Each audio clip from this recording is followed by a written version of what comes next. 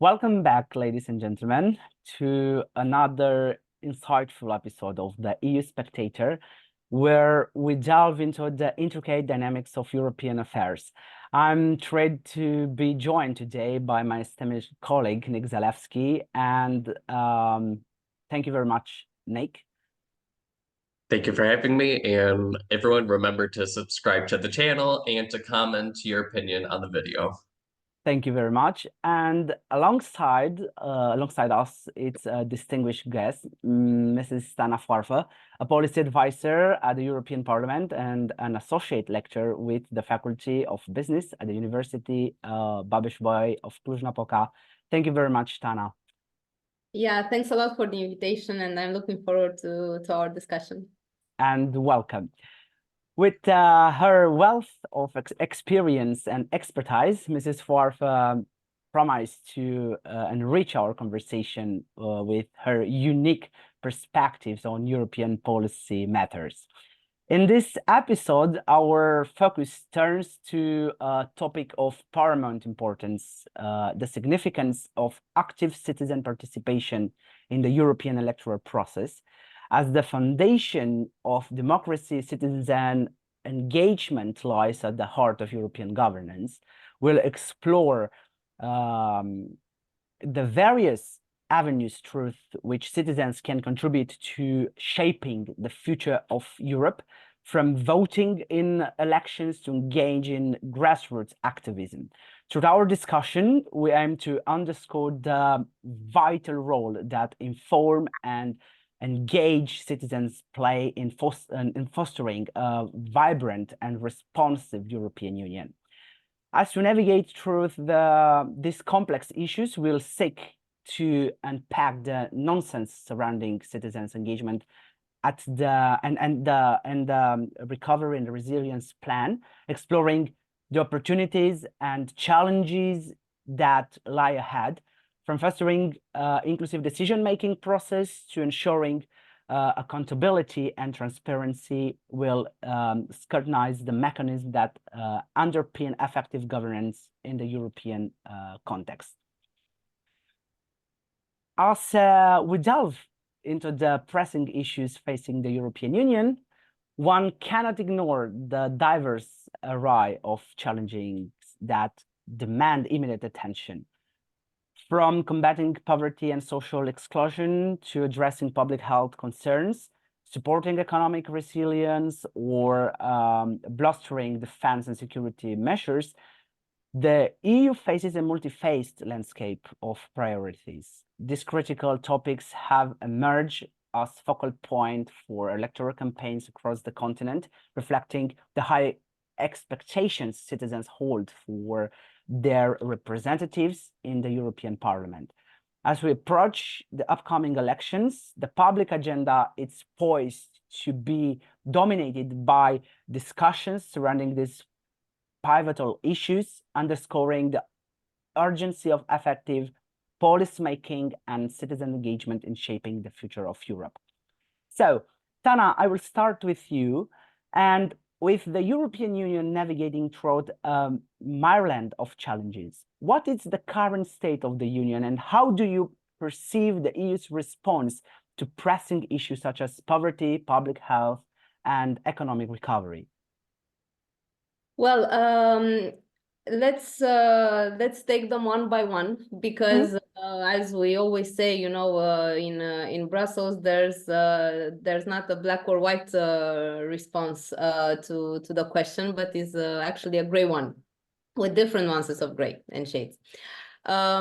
So, well, it's clear that the response that the EU had in this legislature, so starting from 2019-20 onwards, was based on resilience. So the concept of resilience that was put forward at EU level really wanted to be showcased throughout all the activities that the EU struggled to, you know, put forward in terms of policies, in terms of actions, strategies, and so on.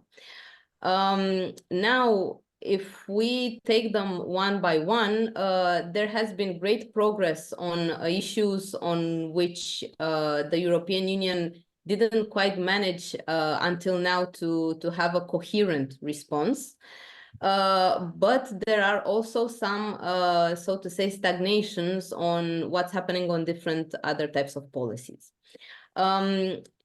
What is the first lesson that we learned, for instance, when after the pandemic hit, is that the fact that the European Union doesn't have competences on different policy areas, it's really illustrated by the fact that each member state has different level of progress in terms of, for instance, let's take public health, level of education, level of digital infrastructure.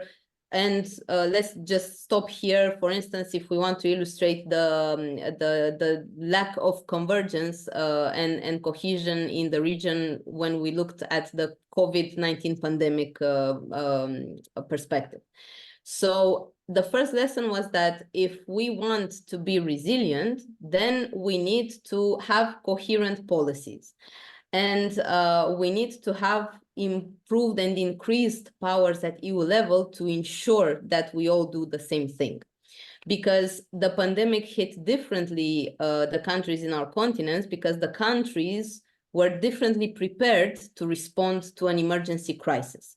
And this also happened in terms of the energy sector when we looked at the energy crisis that came. Now, with the increase of the prices, we look at the inflation and we see that there is also a different landscape according to the countries. So all these differences made and determined the European Union to see how to respond.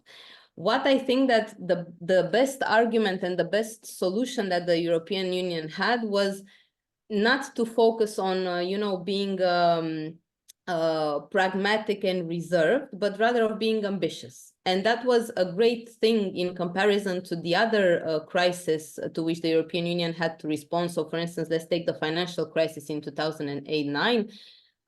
This time, the European Union was ambitious. And of course, that every time when you're ambitious, you can be criticized for the fact that you are aiming as high as possible. But on the other hand, you're taking risks and you're trying to transform the crisis into an opportunity. And I think that this is the good thing that happened.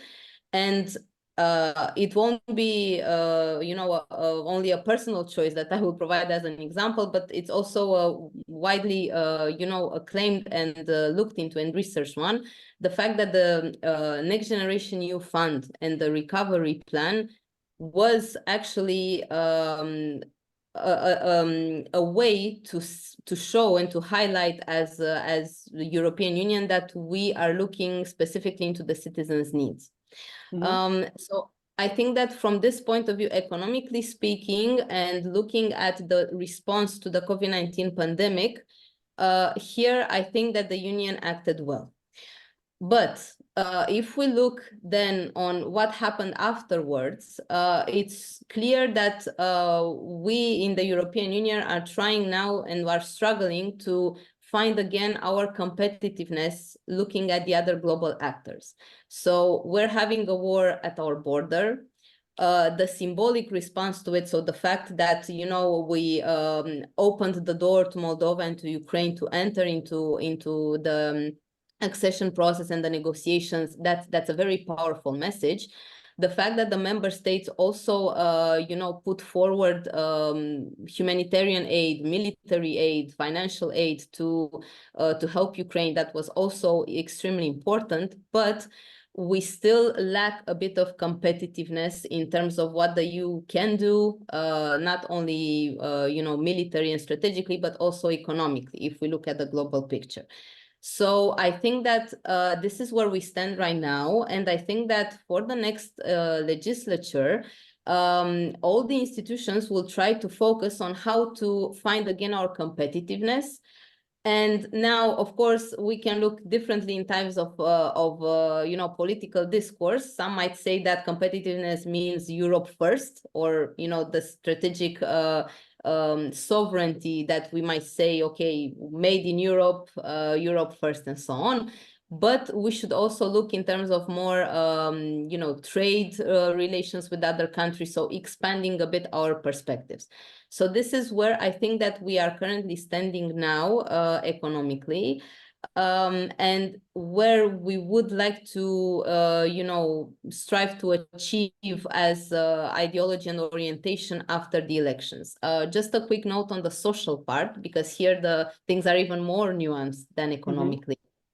On the social aspects, since we know that the most of the competencies and of the actions, concrete actions that can be done for citizens lie at national level, the European Union always had, you know, this, not to say difficulty, but delicacy in how to measure concretely the result of the projects for the citizens. So what is the benefit of the citizens?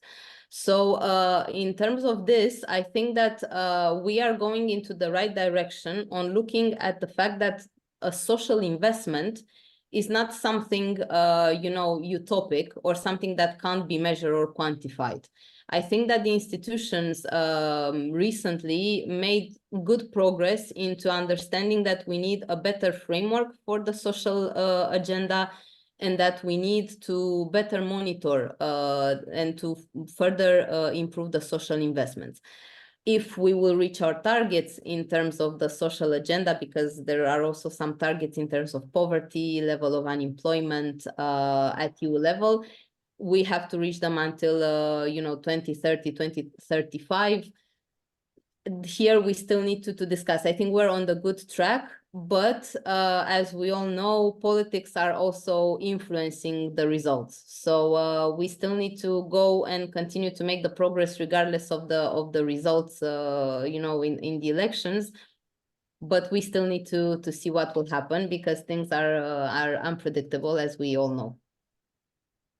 Thank you very much, Tana. And because you mentioned also the social investment and the social agenda, Nick, in recent years, we have witnessed the rise of extremes and political across Europe. And as Tana mentioned, it's very important to understand how the European Union institutions can influence the social agenda. How do you anticipate those ideological forces will influence future European policies and the dynamics within the European Parliament?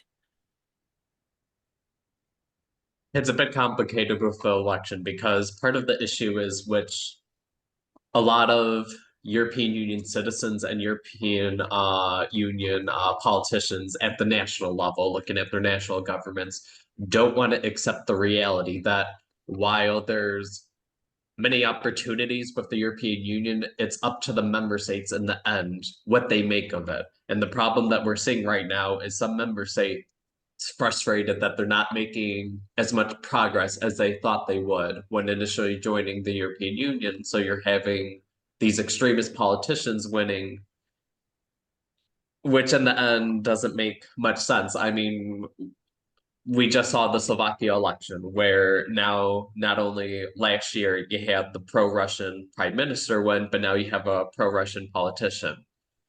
And the issue is, okay, can Slovakians really try to say that they would be better off aligned with Russia when every single member state has made extreme economic progress thanks to the European Union? Even Bulgaria, a lot of people always point out, oh, Bulgaria, the poorest member state. Yes, but at the same time, it's still better off than Russia. People still earn significantly more than they do in Russia. And that's the issue, that people don't realize that they also have to hold their own politicians accountable. And we see this also in Italy. The issue that, as Tana talked about, that with next generation EU, it's an amazing opportunity. But the biggest problem, which luckily the European Union has made this money conditional, so it's been able to push back on Italy, because as you know, Italy tried to spend quite a bit of this money on renovating sports stadiums, which many people will tell you, economically speaking, is a terrible decision, because a lot of times these sports stadiums are a loss of revenue for governments rather than a gain. While you might have some parts of a city benefit from businesses being able to be created being by a sports stadium, it's not the smartest move to increase tax revenue overall and to tackle some of the issues that we've talked about, such as the employment rate of a nation, fighting poverty. And that's the big issue, that sometimes member states, you constantly have these politicians focusing on flashy projects that look good for their next campaign rallies, rather than taking measures that may take 10 years to work, but will be better off strategies for their nations to do well in the future.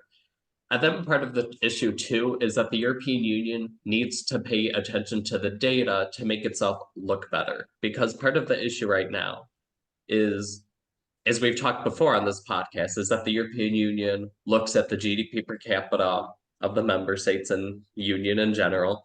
Oh, it's significantly lower than the United States, or oh, look at how much higher the unemployment rate is.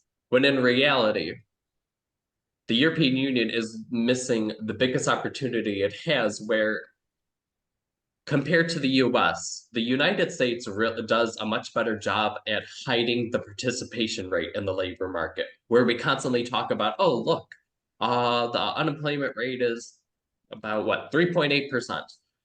Wow, that's so low. Look at some of these member states, even Sweden, where now it's like 7 to 8%. But at the same time, the European Union has to do a better job and point out the flip side, which it does amazing within the member states. The European Union points out the data and say, okay,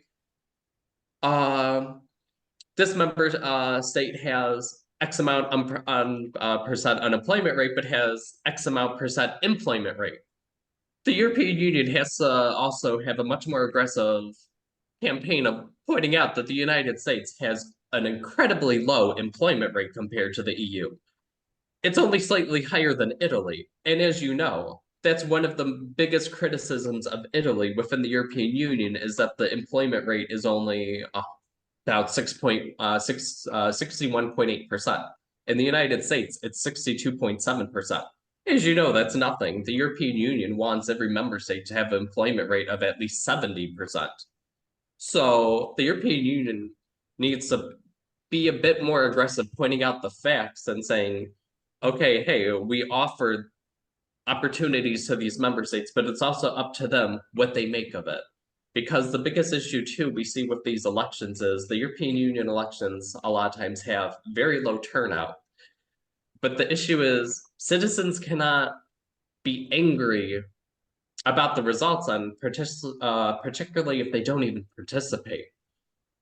It's one thing if people aren't willing to assist with political campaigns or not really interested in discussing it in the public sphere, but at least go out and vote. And that's the biggest thing that people need to learn, especially when we hear the discourse with the European Union, where everyone tries to frame it as having a democratic deficit.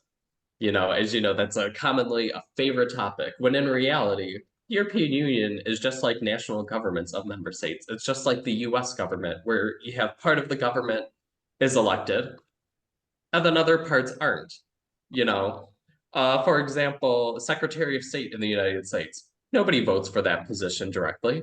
It's based off of who wins in the election. Same in the European Union. People will focus and say, oh, well, we only vote for the European Parliament. It's like, yes, but the European Commission is chosen based off of who European Union citizens voted for the Parliament. So exactly.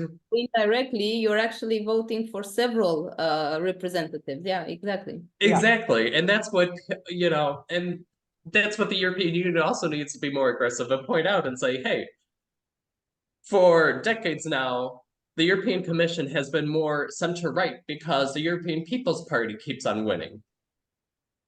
This isn't just people being appointed without any influence. And that's the issue, that the same thing happens at the national level in member states. But the issue is the European Union isn't aggressive enough to point out. And it's bizarre that European Union citizens who will criticize the democratic deficit at the EU level very rarely do so at their national level when it's the same situation. They're not directly electing every single member of their government. You even have some member states where you're not even really directly electing the leader.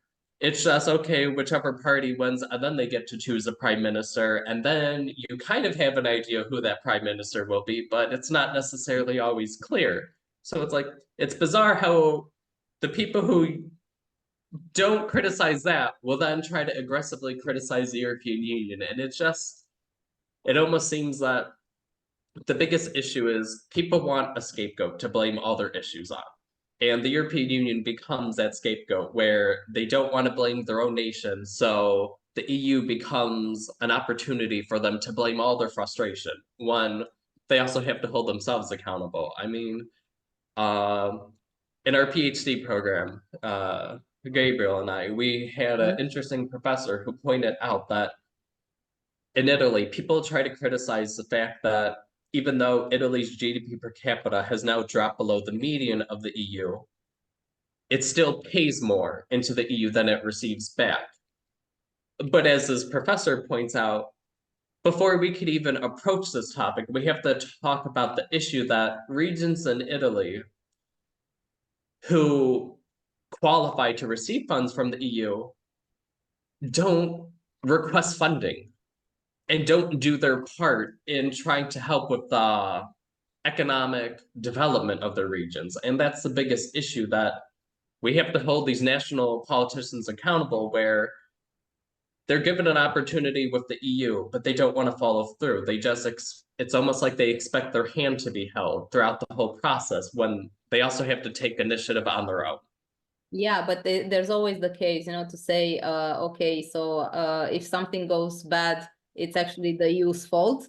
And if something goes well, it's credits on me, you know, because I did Oh, it. of course. Of course. Actually, the fact that if you're doing it, for instance, with EU funds, it's very rare that you're, you know, also saying, yeah, it's because of the European Union that I managed to build that school, renovate that road, and so on. No, it's never the European Union's credits to that. It's, you know, the mayor's credits, the regional authorities' credits, and so on, you know. Yeah, but of course, Tana, the EU gets its little credit where it gets the flag put on different projects that it funded, where you see the little message, oh, in part due to EU funds, but that's it. Everyone forgets about it. I can't tell you how many times, since this is a big focus of our PhD, that I'll take a picture of that. You know, I find it interesting to collect when I see that message. And people look at me, oh, why are you doing that? What does it matter?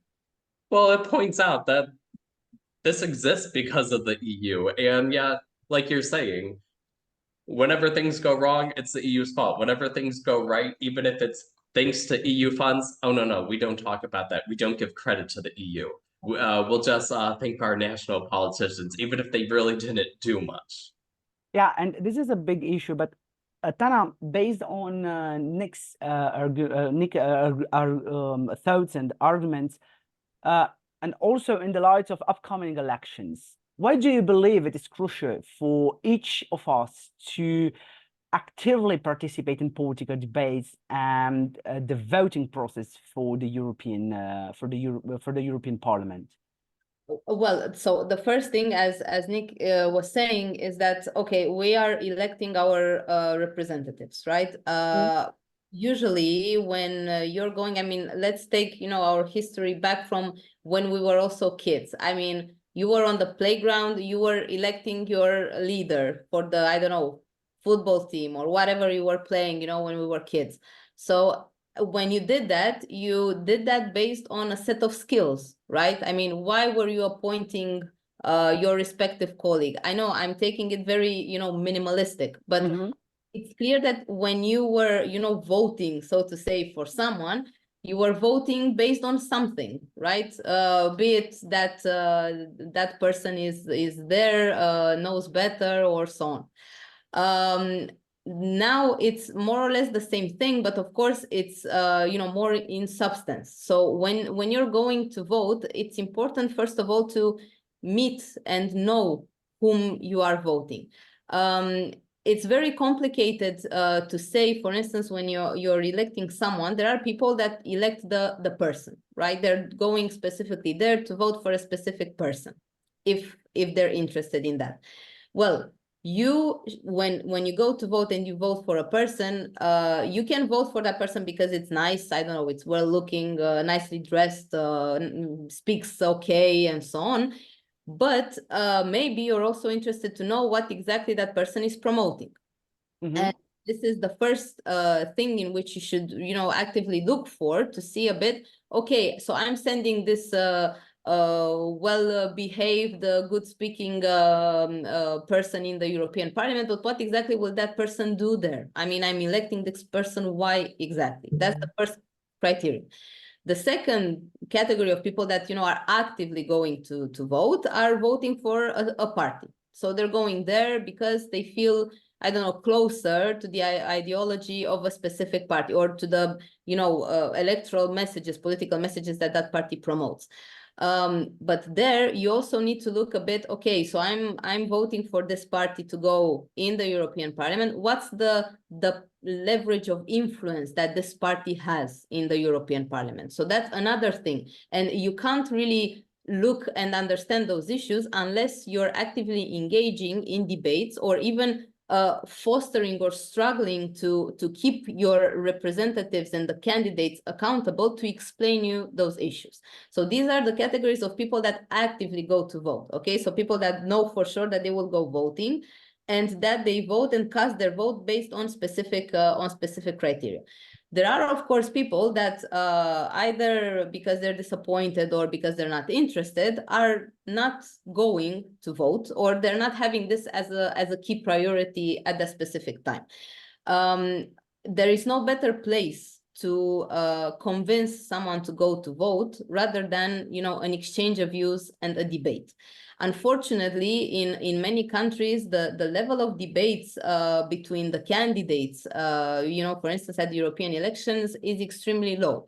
So I can tell you that with the NGO that I'm running with Europulse in 2019, we were the only ones that organized a debate among the top candidates from all the Romanian political parties that came there, sat at the same table together in front of 300 people, and had to answer their questions.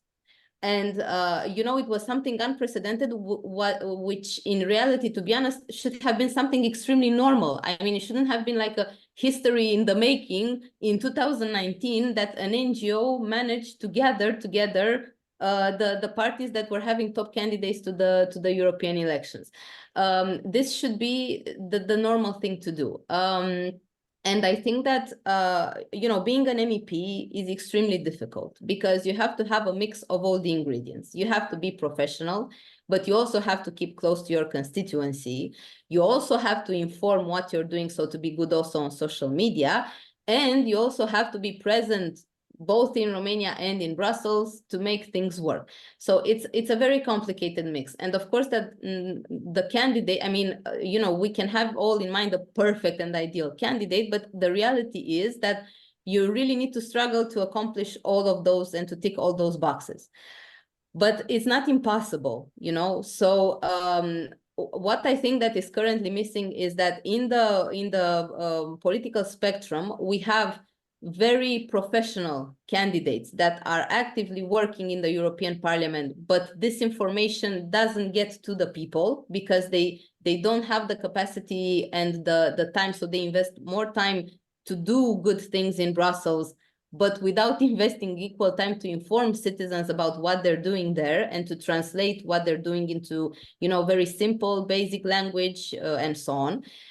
We have on the other side politicians that are extremely good on social media, be it Instagram, Facebook, TikTok, so doing a lot of talking either from Brussels or in their member state, in the constituency, talking about whatever, good or bad, about the European Union, but in reality they're doing nothing. So there we had much work, so more work, less talk. Here we have more talk, less work, right? And we have a lot of examples here in Romania. Yes, exactly. And unfortunately, we have a lot of examples on this specific case, or we have the third category of MEPs that are extremely focused on bringing their specific issues of their constituency in Brussels and doing only that. So without having a strategic direction or priority in terms of what exactly they should do in Brussels. Because, you know, when you're going in Brussels and you're being elected in the European Parliament, you're not only representing your town or, you know, your constituency, you're representing people at EU level. So it's clear that you should have in mind the, you know, priorities of the people that got you elected, but on the other hand, you have to translate them as well there. So it's not enough just to, you know, brag about the lobbying that you're doing. So taking and shifting from the constituency and taking the priorities in the European Parliament, you also have to translate them into something benefic for all the citizens. So in this whole mix, it's clear that the citizens are confused because they don't know exactly what those people are doing in Brussels. Brussels is very far away. The fact that we are putting Brussels as an scapegoat when nothing works at national level doesn't help. So I think that now the politicians have to do more effort into translating concretely what they're doing in Brussels rather than before.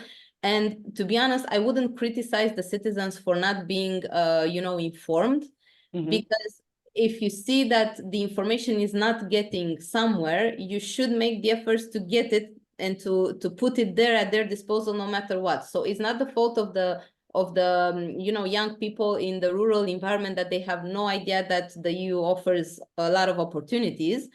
It's the fault of the representatives that we have at EU level that are unable to reach those people and to tell them what EU does for them, you know. So I think that this is actually the importance of the whole openness of the political campaign. This is how I would, you know, ideally see this whole period from the month of May until the 6th, 9th of June, to really see debates, but debates on substance, on content, on the positive things that are there, on what we could change. But unfortunately, we are in a, you know, in a political situation and scenario in which we prefer more to, you know, politicians prefer more to attack one another or to criticize the parties at national level instead of really focusing on bringing concrete solutions. You know, I don't know, I am running at the European Parliament independently because I have a program. I'm running from you know, either right or left party because I have a program. So why exactly did I join this party? What's my ideology? What I'm bringing, the added value that I'm bringing at the EU level? This is what I think that it's missing. And I think that it would really stimulate the citizens to, you know, to be more engaged and to better understand. It's an education process, you know? Yeah. And because I know that you were involved in the negotiations for the recovery and resilience plan at the EU level, and because this is our second topic, I'd like to move forward. And as the European Before Union, we move forward real quick, I just want to point out where it's definitely the political parties in European Union member states do a horrible job talking about the European Union elections. So I definitely agree that we really can't blame the individual citizens because, and also the media, I mean, we just see constantly these news articles. The European Union elections are important. Okay, thank you, media. How about you tell me, you know, what are the goals of the individual political parties instead of just regurgitating every couple of weeks, oh, the election's important. Okay, great. Everyone understands that. But when people don't understand what the platforms of the political parties are, and the European Union itself does a really great job. I'm pretty sure the European Union, a year before, if not 2 years before the election, already started talking about the next election. But it almost is like these member states expect the European Union to do the job of them as well, and then campaign for these individual political parties. And it's like, come on, where are the political parties discussing their individual plans and what they hope? Actually, It's just the issue is that we don't have a true debate about the European Union and about the future of the European Union. no. And like Tana mentioned, you rarely see debates in member states for candidates for the European Union. It's almost like sometimes these political parties want to shield themselves where they enjoy these well-paid jobs Yeah, but in the parliament. So instead of having more competition, they just kind of keep those jobs for themselves, where people forget that, hey, that is an option for them to then represent their member state and do a better job, where you just have these political parties putting these effectively unknown candidates. I mean, I definitely feel that most people, if you ask European Union citizens, oh, could you name who represents you in international parliament? A lot would be able to at least name some names, but if you ask the same with the European Parliament, maybe they'll know von der Leyen's name, but that's essentially it. And that's the biggest issue with these political parties not getting the candidates in touch with their constituents, as Tana mentioned. They need to do a better job of communication, which they're really doing awful about. Just enough is enough about talking about, oh, the election's important. Yes, people understand that, but what's the plan? Why should people vote for a certain political party? What's their plan for the future? Instead of just, oh, we don't think the European Union's doing great. Well, okay, what do you propose to do about it? And you never see that. You don't see debate or discourse about that. It's just, oh, the election's important. Okay, thank you. yeah, I totally agree with you. But as the European Union endeavors to chart a path towards post-pandemic recovery and resilience, because this is our second topic, the recovery and resilience plan emerge as a beacon of hope and renewal, crafted in responses to the unprecedented challenges posed by the COVID-19 pandemic and now by the war in Ukraine. This ambitious initiative seeks to revitalize the European economy, fortify social cohesion, and why not accelerate the transition towards a more sustainable future. At its core, and Tana can tell us more, this resilience and recovery plan embodies the EU's commitment to solidarity and collective actions, offering a comprehensive framework of recovery that transcends national borders and fosters a sense of unity among member states. But however, the journey towards a consensus on the recovery plan has been far from straightforward, underscoring the inherent complexities of decision-making within the European Union. Negotiating divergent interests and priorities among member states and governments has posed significant hurdles, requiring meticulous diplomacy and compromise to reach a common denominators. As the EU strives to navigate this intricate terrain, questions linger regarding the degree of implementation of the resilience and recovery plan and the effectiveness of its measures in addressing the diverse needs of member states. So, Tana, how challenging has it been to forge consensus on the European EU's recovery and resilience plan, and what are the current levels of implementation across member states? Well, I think first that I couldn't have summarized it better myself, in the sense that thanks a lot for really putting in the spotlight the main reasons why we launched this RRF. And being able at at under 30 years old to shape and to be in the negotiation process of this instrument was a true honor, a huge responsibility, to be honest. And it's true that looking back now and assessing everything that you said, that it requires so much complex capacity to understand all the sensitivities.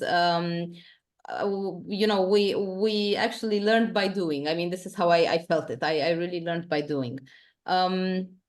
It was complicated since the first meeting of negotiations. So at EU level, the usual process, just for our listeners to to better know, is that the Commission comes with a legislative proposal, and then the Parliament and the Council of Ministers, or the Council of the EU, are the two co-legislators that have to find a solution together with the European Commission to have the best proposal ever. So each of the institutions has a different approach and wants something different, and they have all together to negotiate in a trialogue, because there are three institutions, and to reach a consensus.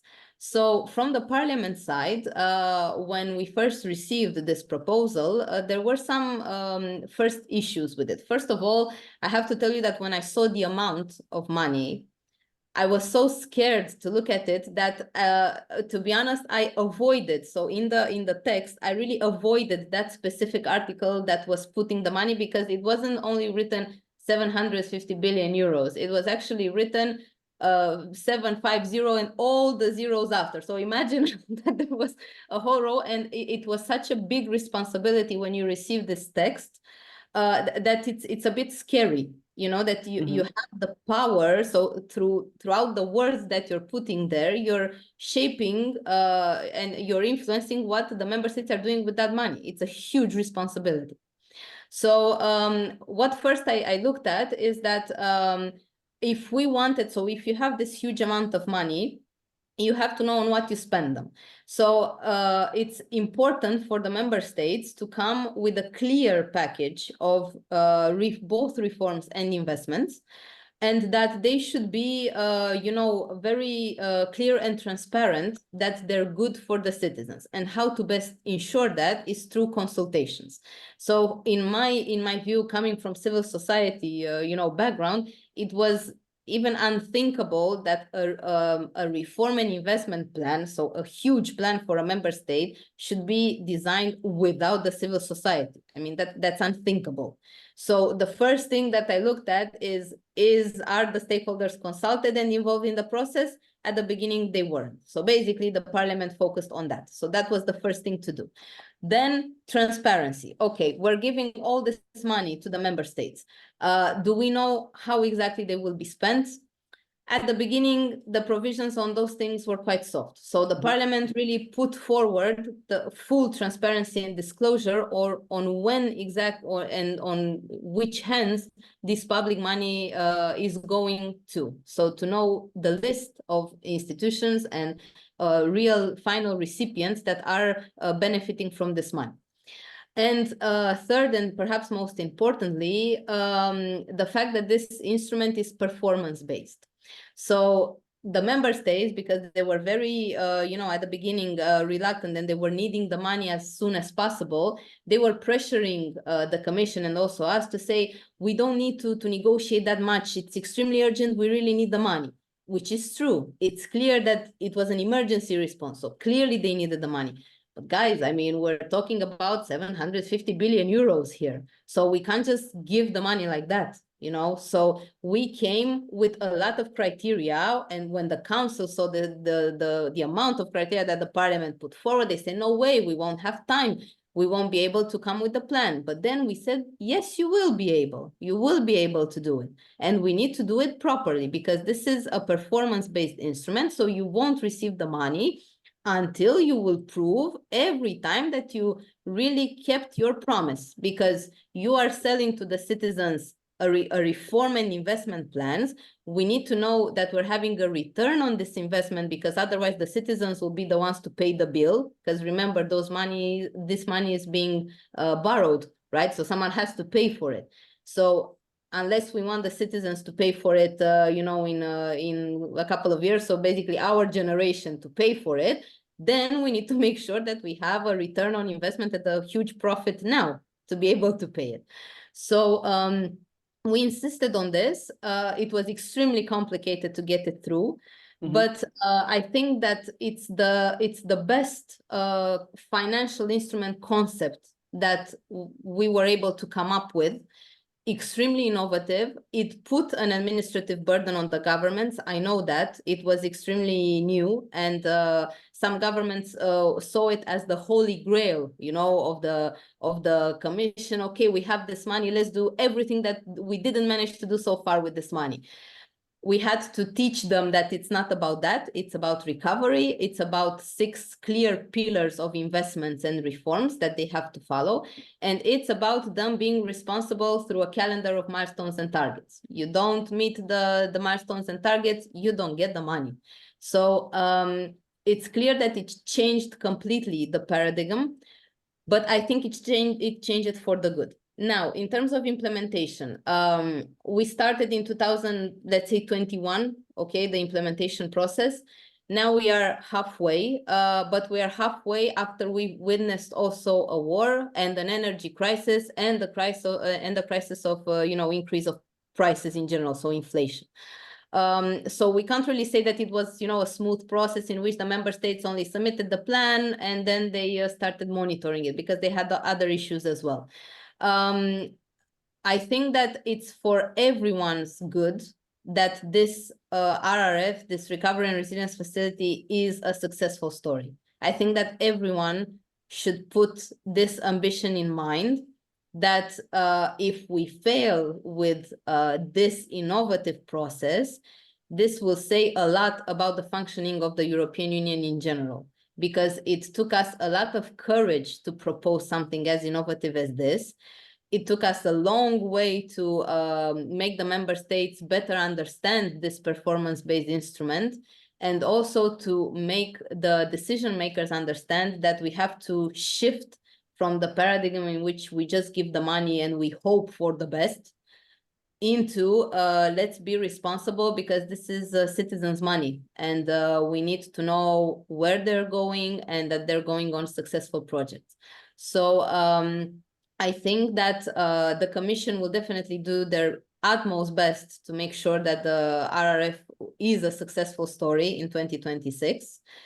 And I also think that, politically speaking, also the member states will do their best to make sure that the recovery plans are being implemented, not only because, it's a financial instrument and it's EU money that is coming right to the government, but because these recovery plans, we have seen that actually they're quite becoming a political discourse and a political argument in the debate. And on the one hand, this is, this is both good and bad, in the sense that it's bad that the political influence is getting into the implementation of the plan, because it should be something smooth regardless of the political ambitions. It should continue no matter what government comes, what party comes, and so on. It's about the plan of a country, not of a government or a specific party. But on the other hand, it's good that it's in the public attention, and that the politicians are struggling to, sell it as best as possible to their constituency, because it's the most, acclaimed and debated financial instrument that the EU had. So basically, this way, citizens really knew that the EU is doing something concrete for them. We personally didn't even expect in Romania that people would talk so much about the RRP, and that they are very diligent in what's happening with it. And I'm extremely glad to read press, journalists, civil society actors, and business sectors that are monitoring closely what the government is doing with this money. And this is something amazing. Yeah, and because you mentioned Romania, we know that Romania's implementation of its national recovery and resilience plan has been marred by inefficiency and bureaucratic inertia, raising serious concerns about the country's ability to effectively harness EU funds for post-pandemic recovery, but not only Romania. And because at the beginning you mentioned that the European Union always is the scapegoat for the European politician, I'd like to ask Nick, in your view, what reforms are necessary in EU corporate governance to enhance the success of the RRP? How can improvement in governance and the governance structure contribute to more efficient allocation and resources and better outcomes for the member states? It's honestly hard to say because as it stands, I would honestly argue that for member states frustrated with the allocation process, it's largely their fault. I mean, whether people want to accept it or not, this whole process of oversight from the European Union is essentially a result of the European Union having to babysit these member states and say, okay, you can't spend this money on whatever you want. We have to focus on making sure that it helps the future, increases revenue, and that it doesn't become a tax burden, as Tana mentioned. And that's the problem. A lot of these member states don't necessarily view it that way. They were just viewing this money as a way out of budget deficits and trying to not focus on the larger picture of their nation. So to me, the EU has done a really good job so far of really pushing these member states to say, look, this money is for shaping the future. It isn't for your short-term political goals. You can't burden the future generations with additional debt because, as Tana mentioned, which people really need to remember, is that this money is in the form of loans. So it's important that it goes to useful infrastructure projects that people could actually benefit from, that will generate tax revenue so governments could easily repay it, which member states have done a good job of coming up with infrastructure projects. Looking in Italy, how it's expanding high-speed rail, which, as we know, is a good measure because, as people constantly mention, oh yes, it's great to encourage mass transit in order to move people more easily. So that's great that Italy should have the train lines from Naples to Bari, from expanding from Salerno to Reggio Calabria, but at the same time, hopefully it actually pans out because, as we've heard multiple times in Italy, that experts are concerned, okay, these are great ambitious projects, but will the government actually do its part and ensure these projects are followed through? And that's the biggest issue. You have a very tight deadline because you have to finish everything in 2026. So, yeah. Yeah, and that's why, to me, I really don't see much how the European Union itself can improve when it's primarily on these member states where the need to have European Union oversight of how these funds comes out from the fact that member states aren't disciplined enough to do it themselves. I mean, it's almost like when parents get mad at their children and say, okay, if you're going to act like a child, I'm going to treat you like a child. You're going to lose part of your independence. I'm not going to let you be as free as you previously were. And that's what we've seen before, that many member states let their public debt get out of control and then expect the EU to rescue them. But okay, you're going to have to make changes then. And that's the biggest issue, that these member states need to remember that while some of the money is grants, a lot of it is loans, and they have to justify what they're spending the money on. So that's definitely why it's good to see that the European Union was stepping in when Italy was mentioning sports stadiums, because as we know, in order to generate tax revenue to repay those loans, that's an awful measure. Because a lot of times when you give tax funds to these sports teams, you never get it back, but then the sports teams themselves see record profits. Okay, that's great for them, but what about the taxpayers? Yeah, and that's sorry, but this is why it's very important to explain the entire mechanism behind a recovery and resilience plan, because my impression is that the people has no idea about yes. the entire mechanism. Yeah, and Well, also it's not only about the mechanism, but also about the reason why it was created. You know, as Nick is saying, the recovery plan was designed to have economic and social recovery after the pandemic. So, you know, it's about a very great purpose that you need to accomplish in 6 years, not about, you know, looking at, okay, so I have an extra source of EU funds. What shall I do with it? Okay, let's, you know, divide it here and there and see what happens and, you know, make different changes. I mean, it's not an additional source of EU funds. It's basically your whole, you need to have a strategy. You need to have a direction. I mean, the plan should look like a clear strategy on a 6-year term, how you will make your country be more, you know, to be more competitive, to have a more social cohesion, to, you know, solve the public health infrastructure, because it was after the pandemic, right? So let's not forget the purpose of it. You know, so elements that, okay, are still pending and you weren't able to do them so far, like the reforms that you were unable to do so far, but having a clear strategy in mind, not just, you know, assigning random projects here and there.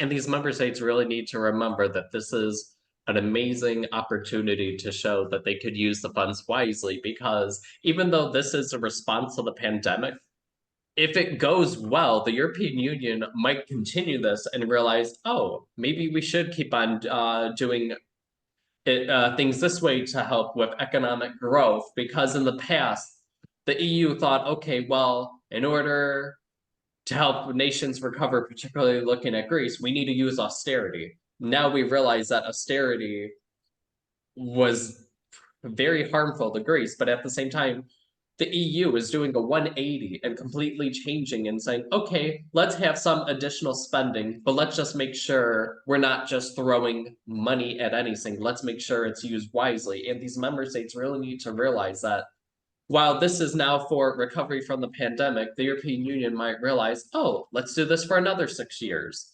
and keep on doing different phases of investment in large projects if it goes well. So hopefully member states are really taking this into consideration and doing everything they can to make sure that these projects succeed. I mean, I definitely think that the EU might be a little lenient and be able to take into consideration and realize, okay, maybe it didn't go as smoothly as we would have liked, but it's also because, as we know, it's not just that the pandemic happened, it's also the fact with the war and then with inflation prices, which also hampers the ability of member states to do things where if they thought, okay, I could get this project done with X amount of funds, but if the cost of concrete doubled, well, okay, that hampers your ability a little. But that's one thing. As long as member states are showing that they were dedicated to getting as much as they could done, despite these additional circumstances that hamper the process a little, then it still could pave way to the EU realizing, okay, yes, it does help to have some additional spending to increase economic growth rather than just trying to go with austerity, which really seems to be a bad member, but it's up to the member states themselves, so we'll have to see what happens. Yeah, I'm so happy that our discussion today has shed light on the critical importance of citizen participation in shaping the future of the European Union, as well the challenges and opportunities presented by the RRP, from fighting from poverty and social exclusion to navigating, you know, to complexities of EU governance and policy making. It is clear for all of us that informed and engaged citizens play a central role in driving positive changes and fostering a more inclusive and responsive Europe.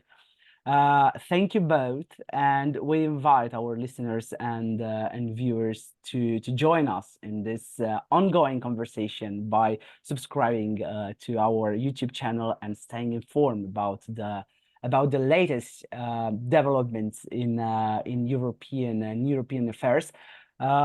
By staying engaged and informed, we can empower ourselves to shape the future of the European Union and ensure that our voices are heard in the corridors of powers in Brussels and at the national level.